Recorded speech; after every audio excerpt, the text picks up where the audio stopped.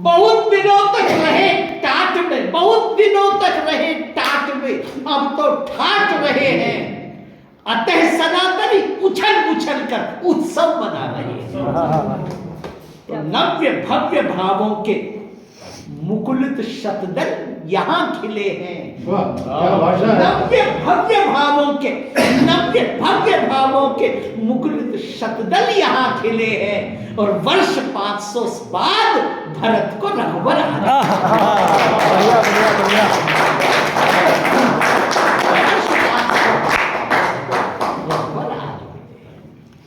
आज ये सौभाग्य हमें प्राप्त हुआ है। तो कविता राम पर ही पढ़े देता हूं। राम वापस आए हैं, सारी नगरी राम के स्वागत में। मुंह बोली और पहचान वाली रचना निवेदन करता हूं। जो वैभव निज शीश सौंप कर रावण ने शिव से पाया। राम वापस आए हैं। राम को दो कवि बहुत अखरती है। एक मां कैकेयी नहीं आई और एक कोई बच्चा नहीं आया। क्यों नहीं आई? देखिए, राम बन गए किसके कारण? किसके कारण? मां के कारण, कैकेयी के कारण। और राम बन गए किसके कारण? राम बन गए। यदि मां वन में नहीं भेजती तो राम बनते। राम नहीं बनते।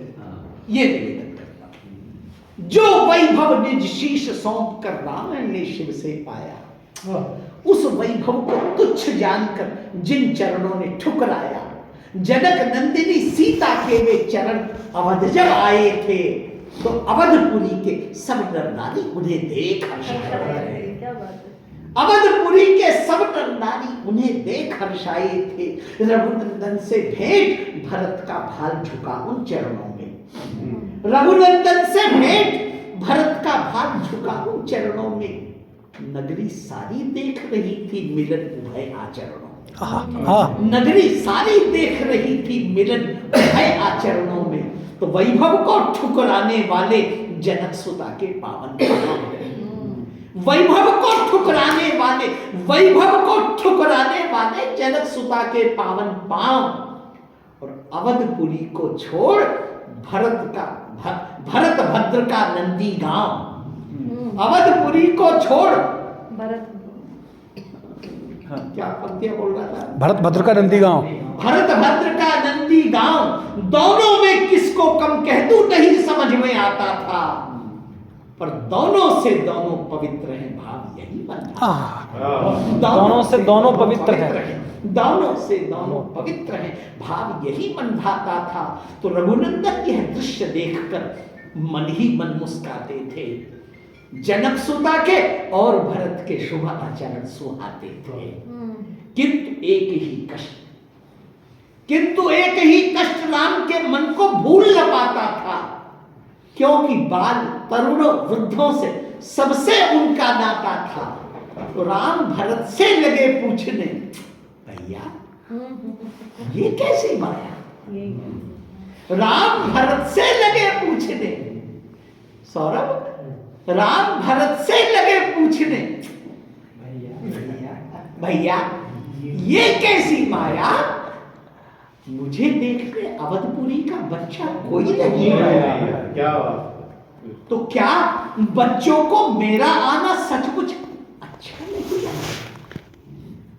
क्या बच्चों को मेरा आना सचमुच अच्छा नहीं लगा? या कुछ अन्य भेद है प्रियवत? दो मन की व्यथा बना। तो भावुक होकर भरतलाल ने किया निवेदन, भैया राम। भावुक होकर भरतलाल ने किया निवेदन, भैया राम। अवधपुरी के जन जन की है तुम में ऐसी प्रीत ललाम। अरे जब से आप गए हैं वन में क्षीण हुई ये काया है। जब से आप गए हैं वन में, जब से आप गए हैं वन में क्षीण हुई ये काया है। किसी अवधवासी ने तब से नहीं गृहस्थ अपनाया। हाय हाय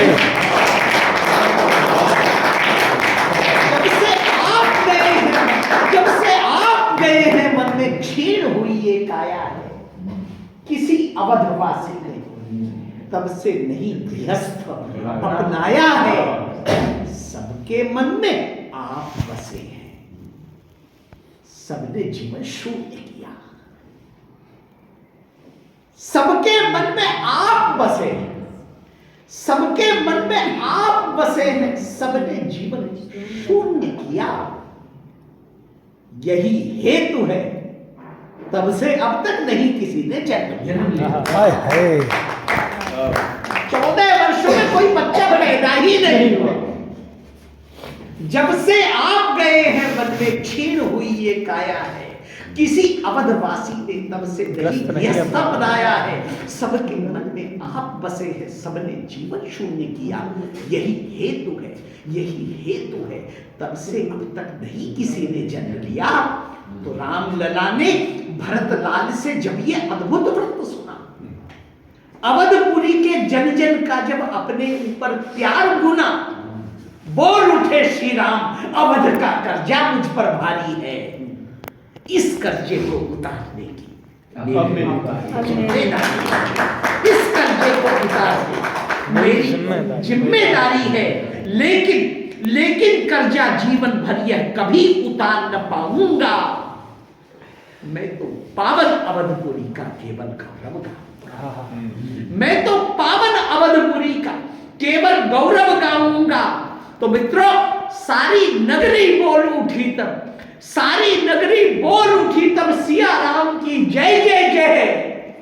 और रामभद्र मुख नितो बोले अवधपुरी की जय। वाह वाह वाह रामभद्र मुख अवधपुरी की जय। इतने में ही रघुनंदन को ध्यान एक मन में आया, माता कैकेयी का मैंने नहीं अभी दर्शन पाया। अरे जिनके चरणों के प्रताप से ही दंडक वन राम गया, जिनके चरणों के प्रताप से ही दंडक वन राम गया, जिनके ज्योतिर्मय प्रसाद से आदर्शी वन राम गया, उस माँ के दर्शन की इच्छा राघव के मन में जागी। चले भरत को संग में लेकर रामचंद्र में बड़भागी, चले भरत को संग में लेकर रामचंद्र में बड़भागी। तो मां का दर्शन कर राघव ने निज जीवन को सफल किया। मां का दर्शन कर राघव ने निज जीवन को सफल किया। मनवांछित फल पा जाने को फिर मां को वरदान दिया। तो मां बोली, इंदिरा जी, यदि मंजरी जी आपको लगे कि यदि इससे बढ़कर के एक मां की कोई इच्छा नहीं हो सकती, आप विशेष स्नेह लीजिए। फिर मां को वरदान दिया। तो मां बोली, बेटा जिस दिन से तूने गमन किया वन में, मां बोली बेटा जिस दिन से तूने गमन किया वन में, उस दिन से ही एक यही अभिलाषा है मेरे मन में। उस दिन से ही एक यही अभिलाषा है मेरे मन में। पुत्र भरत ने तब से अब तक मुझको माता नहीं कहा। हाय हाय बस एक बार, बस एक बार ये मां कह दे तो मेरा जीवन सफल था, मेरा जीवन सफल था। तो मां का करुणामय स्वर सुनकर राघव की करुणा जागी। भरत लाल की ओर देखकर फिर बोले वे अनुरागी, प्यारे भरत, प्यारे भरत, सुनो धर धीरज, प्यारी मां क्या कहती है। प्यारे भरत, सुनो धर धीरज, प्यारी मां क्या कहती है। इसके मृदु वात्सल्य भाव की कैसी सरिता बहती है।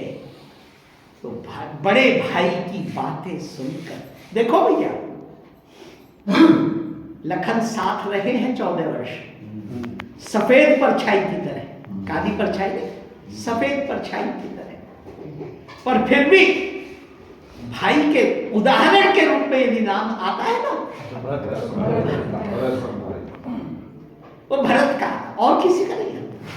भरत का भ्रातृ प्रेम कैसा है इसका, यदि आपको लगे तो सारे आप मेरे भरत बैठे हो अपना स्नेह, बड़े भाई की बातें सुनकर भरत अधीर हुए मन में, विह्वल होकर के वे बोले, स्वर डूबे थे कंपन में, विह्वल होकर के वे बोले, स्वर डूबे थे कंपन में। भरत से अनाथ के ओ नाथ दीनानाथ प्रभो, भरत से अनाथ के ओ नाथ दीनानाथ प्रभो, आपके लिए 1000 कष्ट भी सहूंगा मैं, 14 वर्षों तक नंदी गांव में वियोग सहा, यदि आज्ञा दे तो 14 जन्म भी रहूंगा।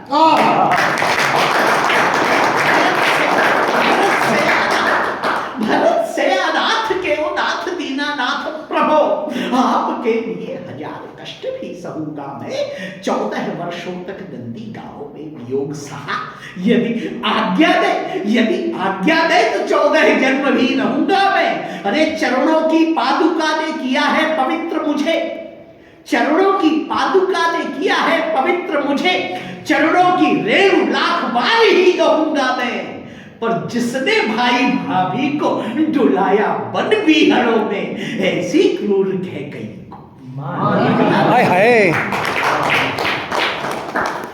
राम लला ने, अंतिम पंक्ति, राम लला ने मर्यादा पुरुषोत्तम, राम लला ने भरत लाल को टोक बीच में ही रोका, राम लला ने भरत भद्र को टोक बीच में ही रोका। भैया तुम मेरे भैया, भैया तुम मेरे भैया हो, मैं प्यारा बेटा मां का, मेरी आज्ञा मान, तुम्हें इनको माता कहना होगा, इनका प्यार दुलार जानकर इनके वश रहना होगा। तो भाई का आदेश मानकर, भाई का, भाई इस गोष्ठी का समापन करते हैं इस पंक्ति के साथ, भाई का आदेश मानकर भरत लाल बोले, माता, मां का जीवन धन्य हो गया, जय जय राम भरत भ्राता।